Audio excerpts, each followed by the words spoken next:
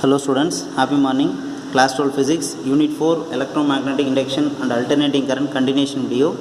In our previous class, we learnt about alternating sources. We know alternating voltage is a voltage that changes its polarity in regular interval of time.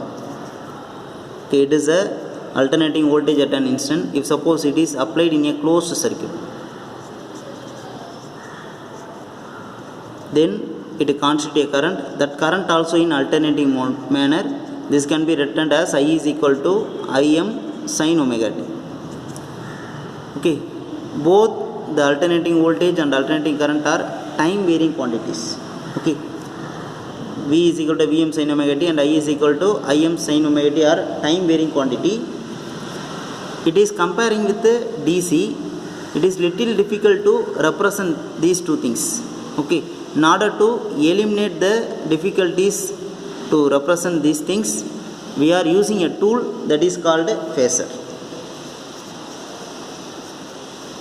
Phasor is an important tool that is used to describe these time varying quantities in a simple way. Okay,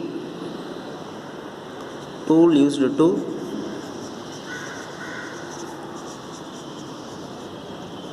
describe the time varying quantities.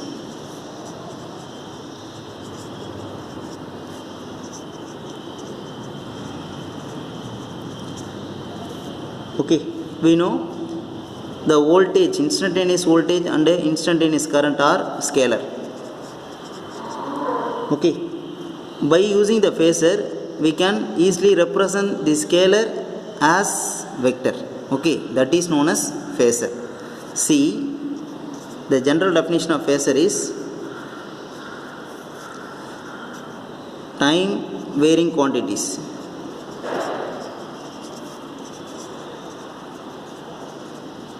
Quantities can be represented by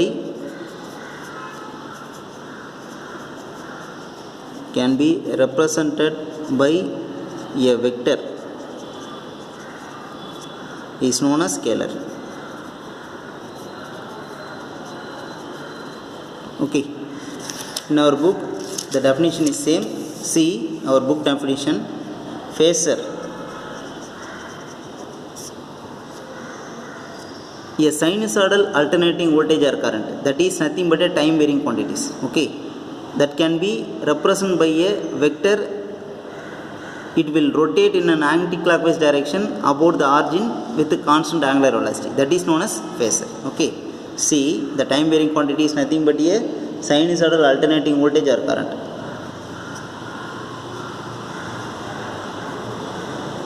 A sinusoidal alternating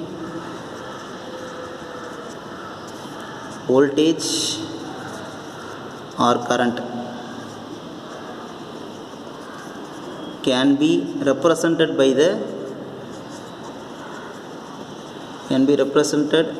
a vector. Here there is some condition is there, that is the vector which rotate about the origin, rotates about the origin in anti-clockwise direction.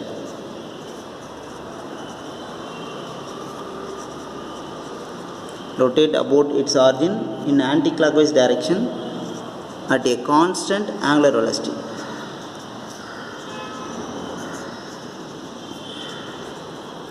Such rotating vector is known as, that is known as phasor.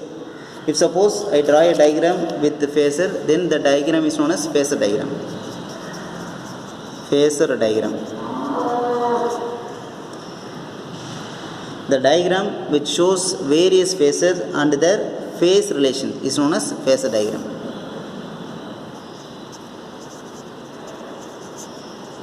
A diagram which shows various phases and their phase relations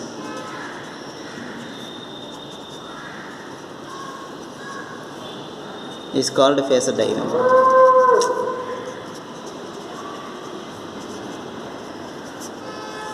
Okay, First of all, I consider a instantaneous voltage, that is V is equal to Vm sin omega t. For this case, I draw a graph. Then graph will be like this. Okay, this is y-axis, that is V. This is x-axis, that is time varying quantity omega t. This is pi. This one is 2 pi. If suppose I draw a phasor diagram, at an instant I consider at this instant. Okay, at this instant I draw a line. Then this is the origin. From that origin I draw a line segment. This line is indicated as OA. Then OA vector is known as phasor. Okay, it make an angle with the x-axis, that is known as omega t. Okay, this is the phase angle of that alternating voltage. Okay, then there is a vertical axis. Okay, there is a projection in vertical axis, that is known as instantaneous voltage, that can be represented as V is equal to Vm sin omega t. This vertical axis is known as instantaneous voltage. Okay, see my dear students,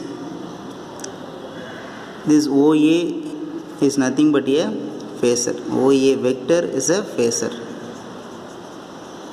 Okay, here it is rotating in anticlockwise direction with a constant angular velocity omega about its origin. Okay, then after one complete rotation, it can give a sine wave like this. Okay, here let we see the ways to draw a phasor. What are the ways to follow to draw a phasor? Way to draw a phasor. Okay, see, our first point is the length of the line segment. Okay, that means the length of the phasor, that is equal to peak value of that alternating voltage or current. We know V is equal to Vm sin omega t.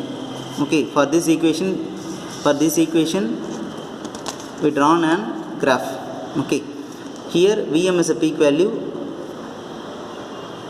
We have considered the length of the line segment, that is OA. Length of the phasor is equal to peak value of the alternating EMF, that is Vm. Okay, this is the first point. Then the second point, the angular velocity omega in which the phasor rotating about the origin, that is equal to angular frequency of the alternating voltage. Okay, omega is equal to angular frequency of alternating voltage. Then the third point, that is projection of phasor on the vertical axis. Okay, this is a vertical axis, that means y-axis. Okay, that can give the instantaneous value. Okay, see the projection of, that means y-axis, V is equal to Vm sin omega t. That is an instantaneous voltage, that is equal to projection of y-axis. Projection of y-axis. Okay, this one can be represented as V is equal to Vm sin omega t. Okay, then the last point, that is the angle between the phasor and the axis of reference. This one, x-axis is the axis of reference. This angle omega t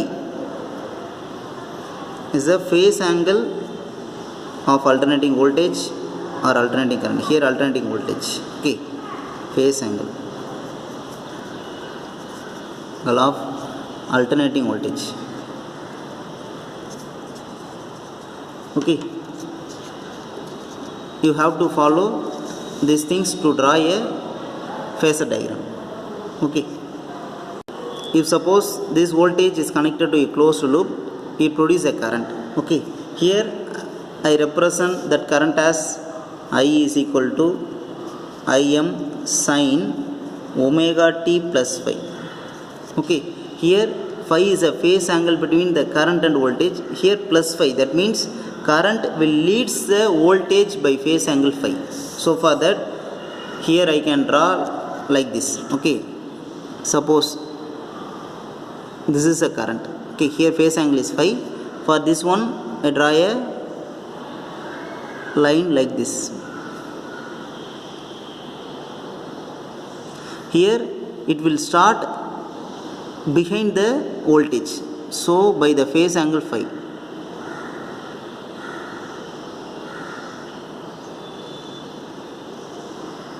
Like this. Okay, here it is a phase angle phi.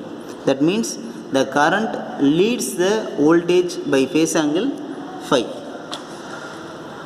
Okay, if suppose it lags, then we can write this one as I is equal to Im sin omega t minus phi. That means we can draw the current here in this region.